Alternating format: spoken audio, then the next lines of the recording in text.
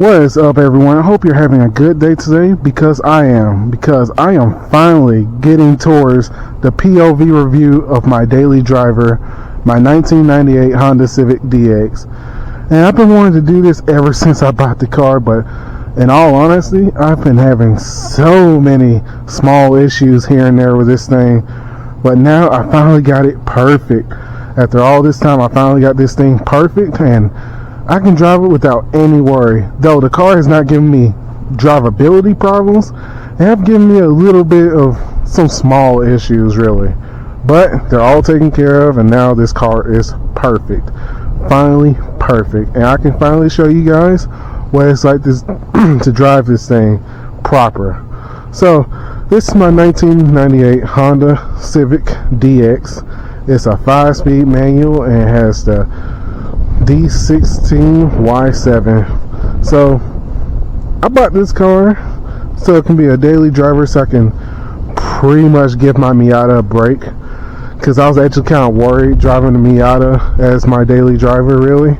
And there's a whole bunch of stuff that I want to do to the Miata that I really can't do to it, since it's my daily driver. And be honest, I wouldn't trust the Corvette to be the only car that I have.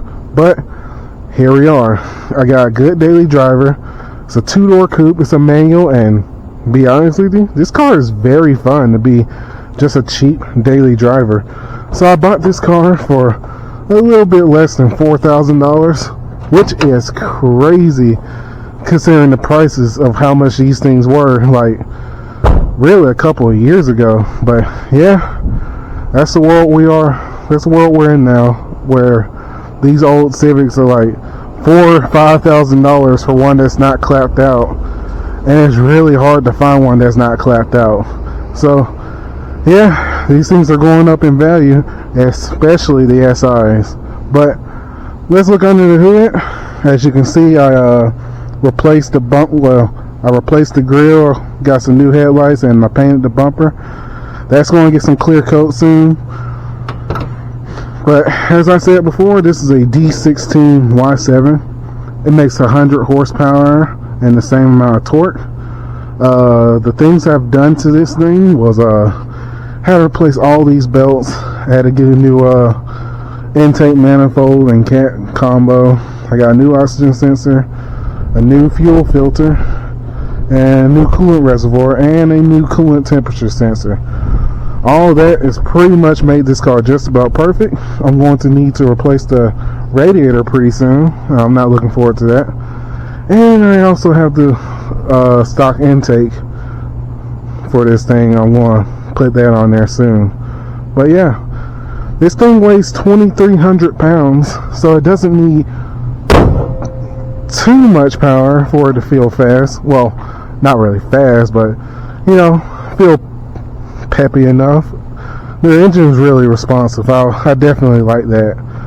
But yeah, this car is 2,300 pounds. I think 0 to 60 is in the 10s, or maybe high 9s. It's pretty similar to what my Miata should be.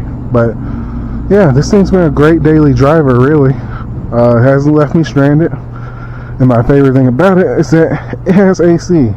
So I'm going ahead and start it up so you guys can hear it run, because this thing just runs perfectly, really. It kind of sounds like a little sewing machine.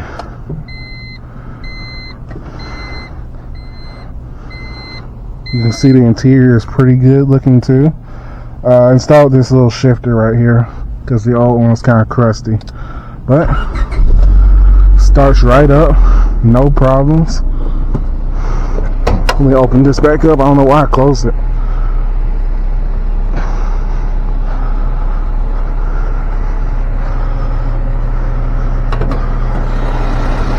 Let's listen to that. 200,000 miles, 230,000 miles, and it still sounds good. I mean, it's crazy. That old D series sounds better than what my K24 sounded like, and that car had 100,000 miles when I got rid of it. Ain't that something? But yeah, things runs great. It's pretty enjoyable to drive. Interior's pretty clean.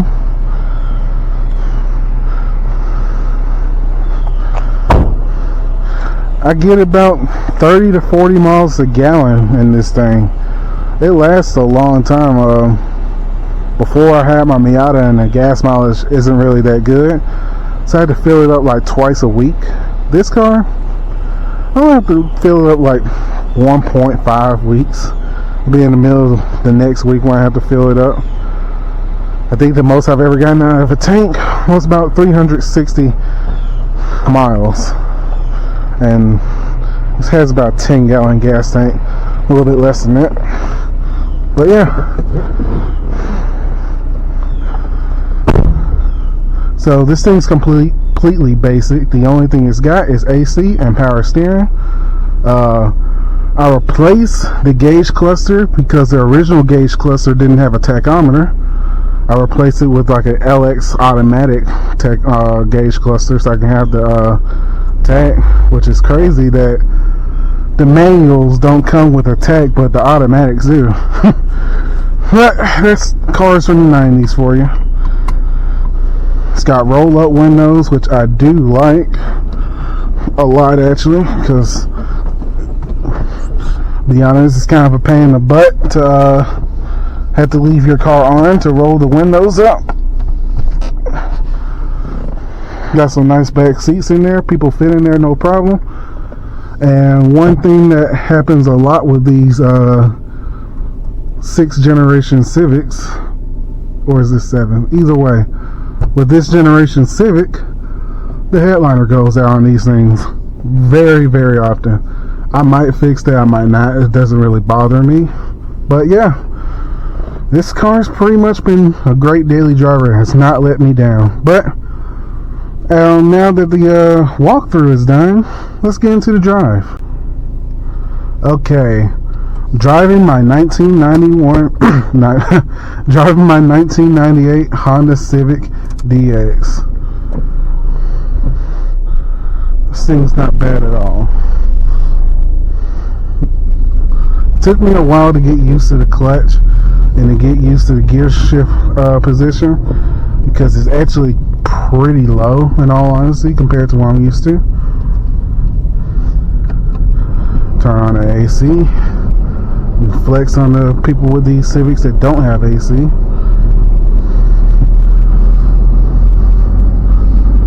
But this thing's great. Now there's a bunch of stuff that I want to upgrade on this thing in the future. I want to put some coilovers on it, some nice wheels with some nice tires. I would like to get a roll bar so this thing won't body roll as much. A new steering wheel would be pretty cool, and I would love to have some different seats. Probably some off a Del Sol or Integra, because the bolsters on these seats kind of suck.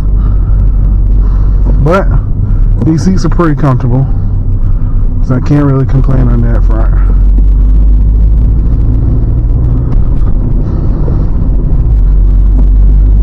This car is really smooth. It really is. Especially once you get used to driving it. It does have rev hang, like pretty much all Hondas do. But it's definitely not as bad as all the newer Hondas.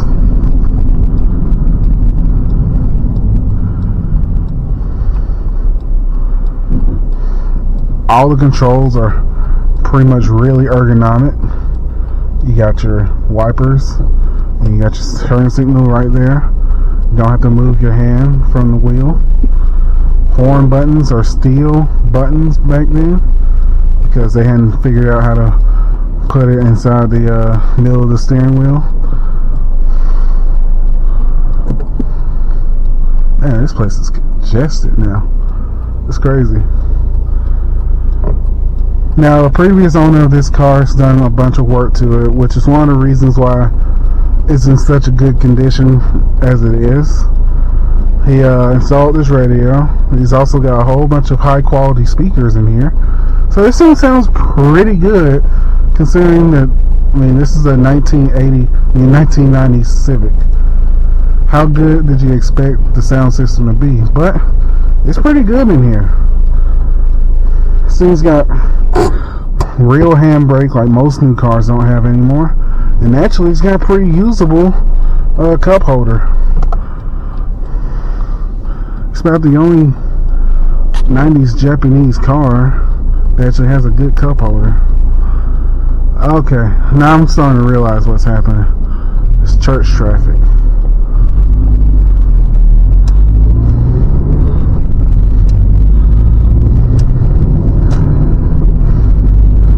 I'm guessing church is starting to get out.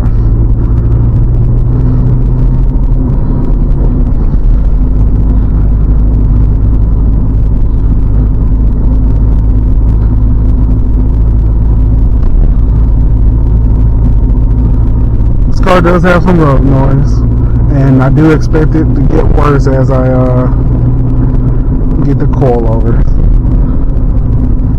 It could be a hub too.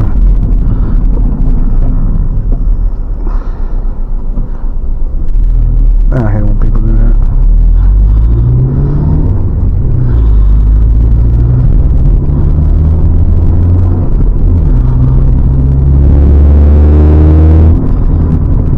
Yeah, that's probably one of my favorite things about this car is how it sounds with that intake. To be honest, I like intake noise a lot more than exhaust noise, especially when it comes to 4 cylinders.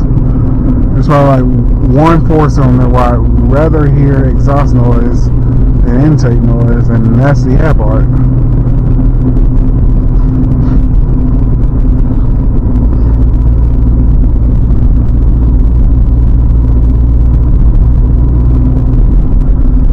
I've had this car for about 3 months now, and really so far I like it a lot more than my old SI. One of the reasons is because it's just a lot easier to deal with. I don't have to take this car to the shop. I've actually fixed most of the problems myself on this car in my apartment. The only thing I didn't do was the belts. Because from when I was looking it up, it looks like a pain in the butt to do, and I just didn't want to deal with it. This is the first corner. You can hear the tires squeal, but yeah, this thing handles well. So these cars were the last Hondas with double wishbone suspension on all 4 corners. Which is one of the reasons why these things cost so much now, and this tends to be everyone's favorite generation of Civic, especially with the EK9 Type R. Of course, this is nowhere near an EK9 Type R, but even the base model Civics are still expensive, especially if you get one with a manual.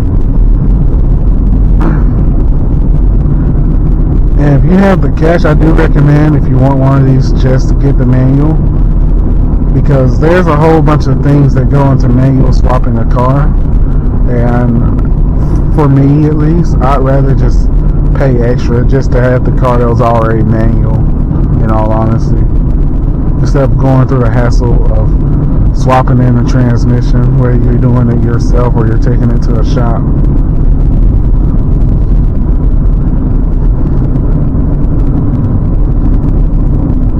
Yeah, the only thing that kind of sucks with the handling on this thing is the body roll, really. But once you get used to it, it's not bad.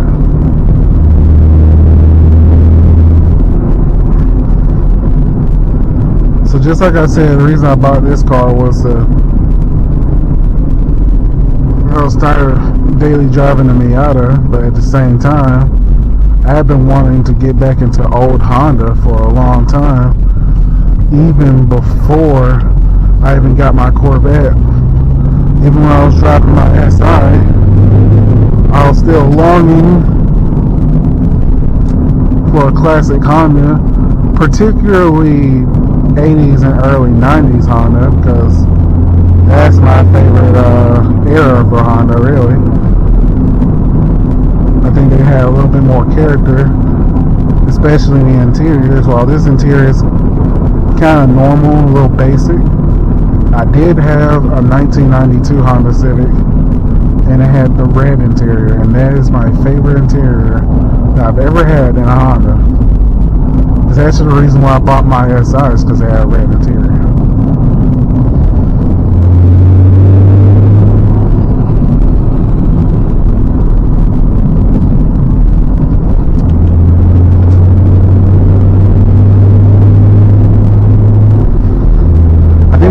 Things about this car is that even though you're not going fast, it feels like you're going fast.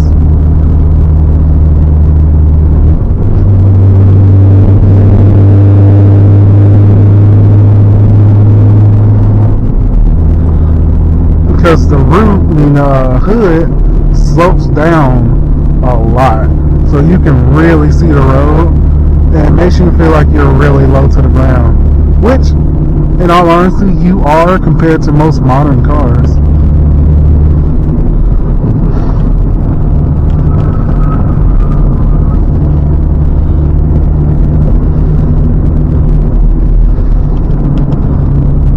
This is actually the first time I've taken this road in this car. I was actually just driving here in my Corvette earlier. But roads like this are perfect for lightweight Japanese cars,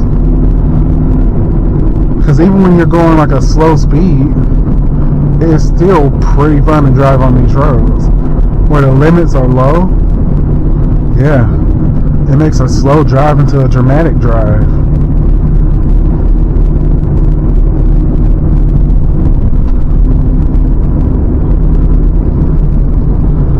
Let's talk about the manual.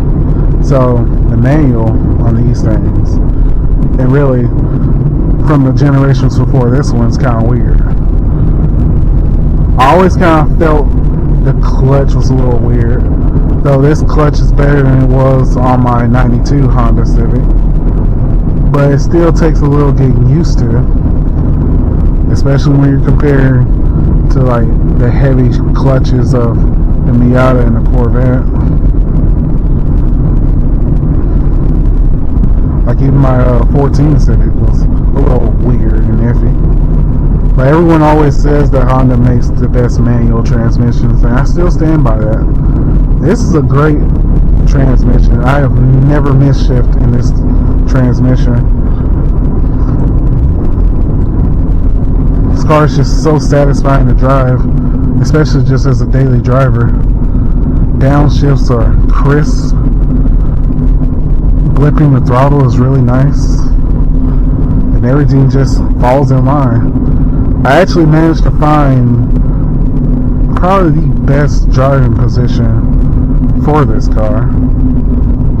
As I said before, I thought that the shifter was a little too low, and my old neighbor, who also has an EJ6 like this one, but it's an EX, he also agrees that the shifter is like a little too low to the floor.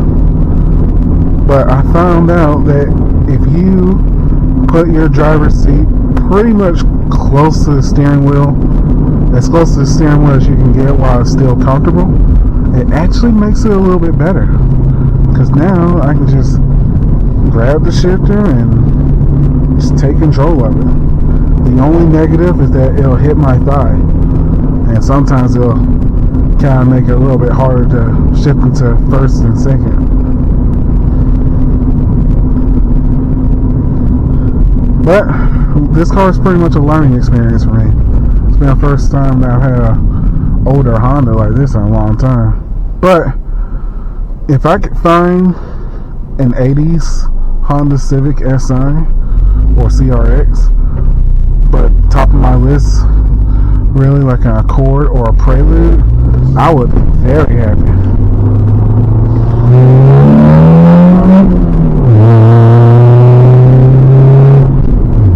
Not the fastest,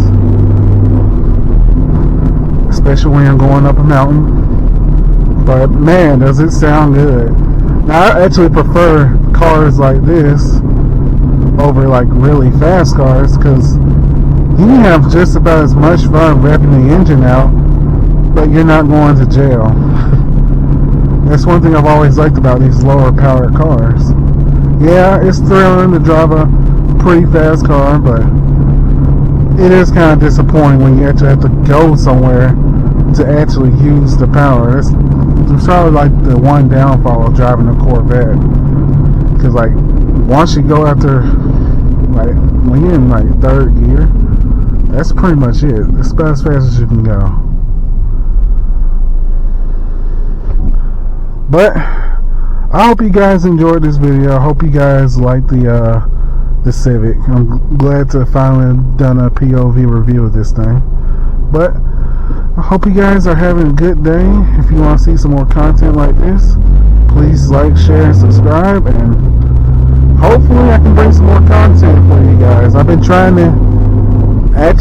been messaging a lot of dealerships around here about wanting to do car reviews again, but it's really hard to get cars to review, really. And once you do all your cars and you do all the people's cars that you know, which in all honesty I don't know that many people, you pretty much just dry. I do kind of wish I still had the network, well not really network, but the dealer that I used to do car reviews on the old channel. Kind of do wish they were still around, but it is what it is. If you guys have some cars that you wouldn't mind me reviewing, let me know in the comments. But I hope you guys are having a good day, and I'll see you around.